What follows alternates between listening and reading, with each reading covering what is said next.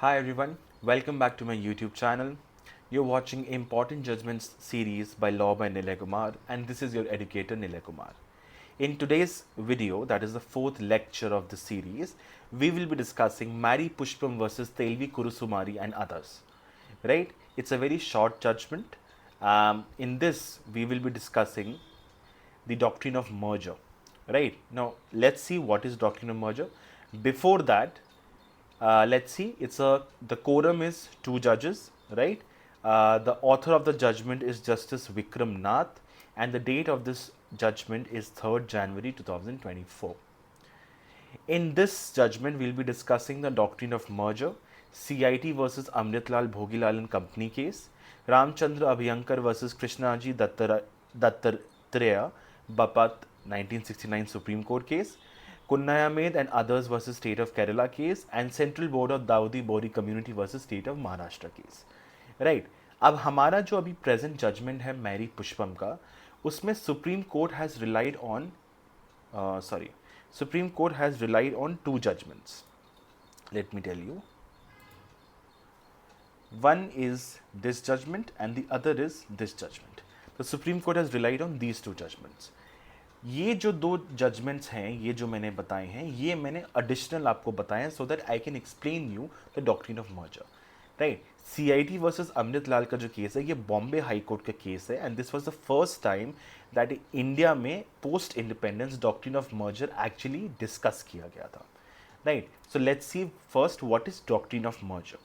So basically, doctrine of merger is a common law doctrine which is rooted in the idea of decorum of hierarchy of courts and tribunals. ठीक है, कहने का मतलब ये है कि एक हायरार्की बनाई गई है कोर्ट्स की, lower court, higher court, supreme court. Right, उस हायरार्की के डिसीजंस को रिस्पेक्ट करना पड़ता है आपको. राइट, जैसे ट्रायल कोर्ट हाई कोर्ट के डिसीजन को ओवरटर्न नहीं कर सकता. It has to follow what the High Court has observed. High Court Supreme Court के डिसीजन को ओवरटर्न नहीं कर सकता. राइट, सुप्रीम कोर्ट अपने डिसीजन को ओवरटर्न कर सकता है but only with a larger bench. अगर 2 जज बेंच डिसीजन था तो it has to be discussed by at least 3 जज बेंच और larger. Right, it can not be overturn by a 2 जज बेंच. उसको हम कोऑर्डिनेट बेंच बोलते हैं. अब कोऑर्डिनेट बेंचेस एक दूसरे के डिसीजन को ओवरटर्न नहीं कर सकते. मान लो चलो एक ही हाई कोर्ट है, एक ही हाई कोर्ट के 2 जज बेंच ने एक डिसीजन दिया. ठीक है, अब उस डिसीजन को उसी हाई कोर्ट के दूसरे जजेस ओवरटर्न करना चाहते हैं तो उनके पास देखो 2 तरीके हैं. पहला तरीका ये है, या तो उन्होंने जो जजमेंट दिया है उसी को वो फॉलो करें, तब तो कोई डिस्क्रिपेंसी नहीं है. दूसरा तरीका ये है कि if you are not agreeing with what the division bench of that high court has said, you will have to refer that case to the chief justice. Right, chief justice of, you will have to refer that case to the actually chief justice of India, the Supreme Court chief justice, who is going to then decide the matter. The Supreme Court में फिर एक bench बैठेगी, कम से कम 3 जजेस की, वो CJI decide करेंगे. Right, and उसके बाद उसका डिसीजन लिया जाएगा. वो जो डिसीजन लिया जाएगा उसके बेसिस पे हाई कोर्ट को उस पर्टिकुलर केस में डिसाइड करना होगा वो मैटर. ठीक है, ये होता है डॉक्ट्रिन ऑफ मर्जर. तो डॉक्ट्रिन ऑफ मर्जर क्या कह रहा है, ये देखो ग्रीन बॉक्स में मैंने साफ लिखा हुआ है यहाँ पे. They can not B at the same time more than one operative order governing the subject matter. अब यहाँ पे इसका कहने का मतलब है कि मान लो एक ट्रायल कोर्ट ने डिसीजन दिया. ट्रायल कोर्ट के डिसीजन में फर्स्ट एपेलेट कोर्ट के पास गया. फर्स्ट एपेलेट कोर्ट ने ट्रायल कोर्ट के डिसीजन को ओवरटर्न कर दिया. ठीक है, फिर सेकेंड अपील फाइल हुई. सेकेंड एपेलेट कोर्ट ने ट्रायल कोर्ट के डिसीजन को अपहोल्ड कर दिया. ठीक है, तो अब जो भी अब किसका डिसीजन एप्लीकेबल होगा, ट्रायल कोर्ट का एप्लीकेबल होगा कि फर्स्ट एपेलेट कोर्ट का एप्लीकेबल होगा? The answer is none of the above. The answer is the second appellate court का जो डिसीजन है वो होगा. I know that even though the trial courts decision has been upheld by the second appellate court. ठीक है, but same decision है, लेकिन it has now merged with the decision of the higher court, the second appellate court. ठीक है, इसी को बोलते हैं हम डॉक्ट्रिन ऑफ मर्जर. सारे के सारे decisions, not only trial court but first appellate court, सारे के सारे डिसीजन मर्ज कर जाएंगे जो भी हाईएस्ट लेवल ऑफ कोर्ट ने उस मैटर को डिसाइड किया है. क्लियर? आई होप यहाँ तक आपको डॉक्ट्रिन ऑफ मर्जर क्लियर हो गया होगा। अब ज़रा कुछ केस लॉज देखते हैं, राइट। पहला केस लॉ आपका है CIT वर्सेस तेजाजी फरसराम खरावाला, ठीक है। इसको मैंने एज इट इज़ कॉपी किया, अगर आप देखेंगे इसका मैंने एग्जैक्ट लाइन उठाई है। It is a well established principle of law that when an appeal is provided that when an appeal is provided from a decision of a tribunal and the appellate court after hearing the appeal passes an order, the order of the original court ceases to exist, right, and is merged in the order of the appellate court, right. And although the appeal court may merely confirm the order of the trial court, the order that stands and is operative is not the order of the trial court but the order of the appellate court। यही चीज मैंने आपको भी समझाई। तो appellate court के decision में previous सारे कोर्ट के डिसीजंस मर्ज कर जाएंगे, right. Next we have Kunhayammed and others versus state of Kerala and another. ये डिसीजन सुप्रीम कोर्ट ने मैरी पुष्पन में रेफर किया है, राइट। इसमें बोला गया है that when an appeal or revision is provided against an order by a court, tribunal or any other authority before superior forum and such superior forum modifies, reverses or reaffirms, ये तीनों चीजें हो सकती हैं, the decision put in issue before it, the decision by the subordinate forum merges in the decision by the superior forum and it is the latter, that is the superior forum का decision which subsists, remains operative and is capable of enforcement in the eyes of law। Same चीज बोली जा रही है, same ही चीज को तरह तरीके से समझाने की मैं आपको कोशिश कर रहा हूं। फिर रामचंद्र अभ्यंकर एक काफी इंपॉर्टेंट केस है सुप्रीम कोर्ट का, जिसमें बेसिकली सुप्रीम कोर्ट ने बोला that this doctrine will be applicable only when the following 3 conditions are satisfied. First, the jurisdiction exercise should have been appellate और रिविजनल इन नेचर, ठीक है। Review नहीं हो सकता। रिव्यू क्या होता है? सेम कोर्ट सेम जज अपने डिसीजन को रिव्यू करता है जब there is an error on the face of the record, right. Appellate jurisdiction या रिविजनल जुरिसडिक्शन होना चाहिए, जो कि हायर कोर्ट हमेशा करता है, सेम कोर्ट नहीं करता है। Clear? Second condition, such jurisdiction must necessarily have been exercise after the issuance of notice. कहने का मतलब ये है, मान लो मैं ट्रायल कोर्ट में गया, ट्रायल कोर्ट ने मेरे अगेंस्ट डिसीजन दिया, now I am the aggrieved party, मैं एपेलेट कोर्ट के पास जाऊंगा, मैंने एक अपील फाइल की। अब अपील फाइल जब होती है, इट्स नॉट नेसेसरी कि वो केस एक्सेप्ट हो सकता है कि वो अपील रिजेक्ट हो जाए, ठीक है, तो नोटिस इशू नहीं होगा। बट मान लो मेरा अपील उन कोर्ट को लगता है कि सुनने लायक है, तो वो क्या करेंगे, वो नोटिस इशू करेंगे ऑपोजिट पार्टी को, फिर ऑपोजिट पार्टी एक रिप्लाई डालेगी, एफिडेविट डालेगी, काउंटर एफिडेविट डालेगी उस अपील के अगेंस्ट, वो अपना रिप्लाई डालेगी, अपने साइड का कहानी सुनाएंगी वो, right. So this doctrine of merger will apply only when the court has exercised its jurisdiction after issuance of notice। तो नोटिस इशू होना बहुत ज़रूरी है। अगर नोटिस इशू नहीं हुआ, उसके पहले ही कोर्ट ने रिजेक्ट कर दिया है, तो वो अपील डिसमिस हो जाती है, वो डिसीजन वैलिड ही नहीं है, वो कभी केस सुना ही नहीं गया। कहने का मतलब ये, तो वैसे में जो ट्रायल कोर्ट ने डिसीजन दिया था वही एप्लीकेबल होगा। Clear? Third is it must have followed a full hearing in presence of both the parties। again the same thing, notice issue होने के बाद प्रॉपर हियरिंग होनी चाहिए, हियरिंग के बाद जजमेंट पास होना चाहिए, ठीक है। लेकिन मान लो आपने अपील फाइल की बट वो पहली रिजेक्ट हो गई, नोटिस वाले इशू, नोटिस वाले स्टेज पे आने के पहले ही रिजेक्ट हो जाती है, then that is not a judgement, that is merely an order of the high court और द एपेलेट कोर्ट। क्लियर? ये तीनों कंडीशन सेटिस्फाई होंगी, उसके बाद ही आप डॉक्ट्रिन ऑफ मर्जर अप्लाई कर सकते हो, ये इस केस में बोला गया था।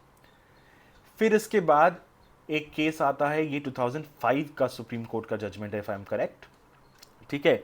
इस केस लॉ में बेसिकली बोला गया है the supreme court has summed up the legal position of rules of judicial discipline, ठीक है।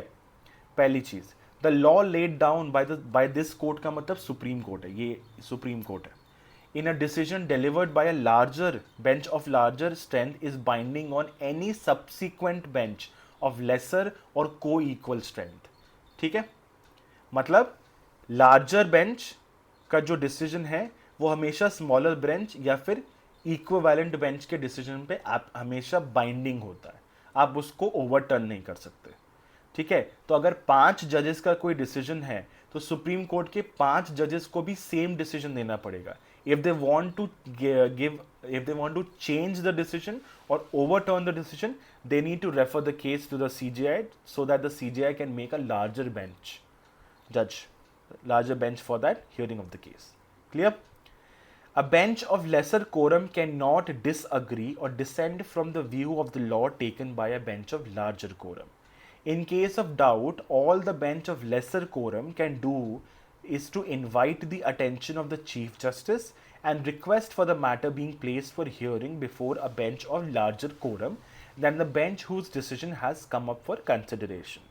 It will be open only for a bench of co-equal strength to express an opinion doubting the correctness of the view taken by the earlier bench of co-equal strength, whereupon the matter may be placed for hearing before a bench consisting of a quorum larger than the one which pronounced the decision, laying down the law by the correctness of which is doubted. Right? तो I hope आपको ये बात समझ, वही बात मैं कह रहा हूँ कि आप लार्जर बेंच को रेफर करोगे अगर आप सिर्फ ओपिनियन दे सकते हो that we do not agree with the view of our coordinate bench. ठीक है, therefore we refer this case to the CJI who is going to make the larger bench and then decide the case. Right? So this is it for the doctrine of merger. Now I want you to focus on what happened in the present case. ये जो Mary पुष्पम का case था, इस case में basically क्या हुआ? तो there are 2 rounds of litigation that has happened in this case. अभी I am talking about the first round of litigation. ठीक है, हमारी जो मैरी पुष्पम है उनकी अगेंस्ट जो अभी प्रेजेंट केस में रिस्पोंडेंट्स है, मतलब तेलवी कुरुसुमारी। ठीक है, तेलवी कुरुसुमारी जी ने केस फाइल किया of ejection against Mary Pushpam. Mary Pushpam is living in this house property. ठीक है, she is in possession of this property. Now trial court में ये केस चला। ट्रायल कोर्ट ने बोला that Mary Pushpam adverse possession के प्रिंसिपल के बेसिस पे she has the possessory rights over this entire property. Now there is one thing, there is ये orange colour का ये पूरा लैंड है जिसमें ये ब्लू वाला लैंड पोर्शन इंक्लूडेड है। ट्रायल कोर्ट ने बोला ये पूरा का पूरा लैंड जो है वो इनके पोजेशन में होगा मैरी पुष्पम के।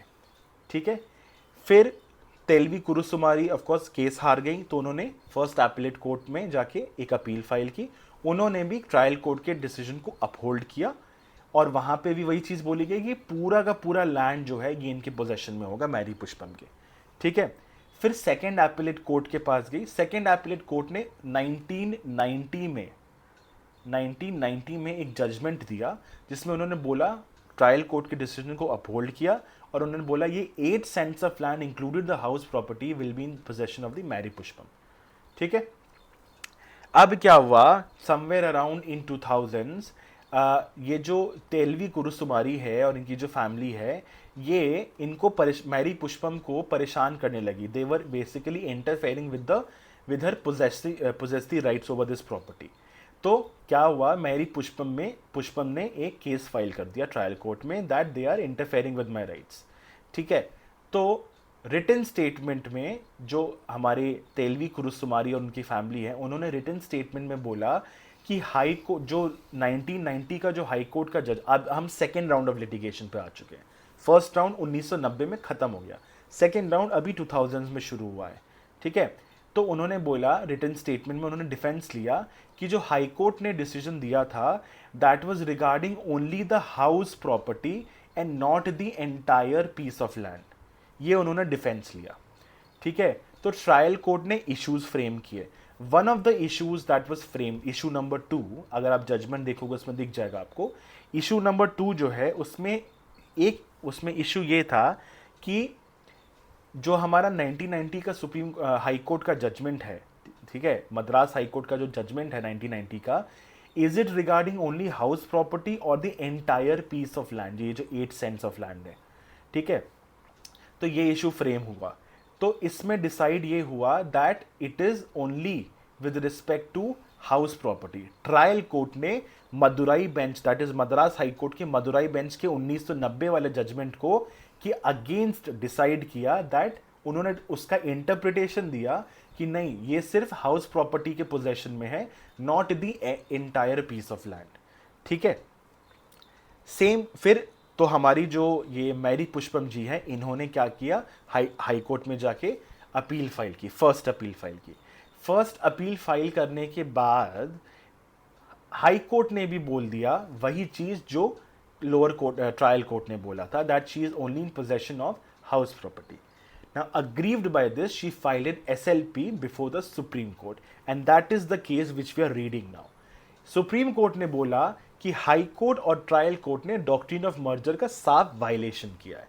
जब सेकेंड एपिलेट कोर्ट ने कोई मैटर डिसाइड कर दिया है, then how can the trial court and the first appellate court decide the matter to the contrary. ठीक है, रिकॉर्ड्स में साफ लिखा हुआ है, there was no clarification needed. Record में साफ लिखा हुआ है that she must be in the possession of the entire property and not only the house property.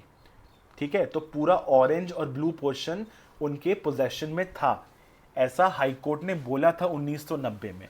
लेकिन ट्रायल कोर्ट ने सेकेंड राउंड ऑफ लिटिगेशन में और हाई कोर्ट ने सेकेंड राउंड ऑफ लिटिगेशन में इस डिसीजन को फॉलो नहीं किया, which is straight away violation of doctrine of merger.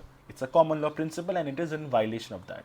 अभी हमने पीछे इतने सारे जजमेंट्स पढ़े जिसमें हमें डॉक्ट्रिन ऑफ मर्जर साफ समझाया गया कि एक स्मॉलर बेंच या एक लोअर कोर्ट जो है हायर कोर्ट के डिसीजन को ओवरटर्न नहीं कर सकता है, and that is what was done in this case.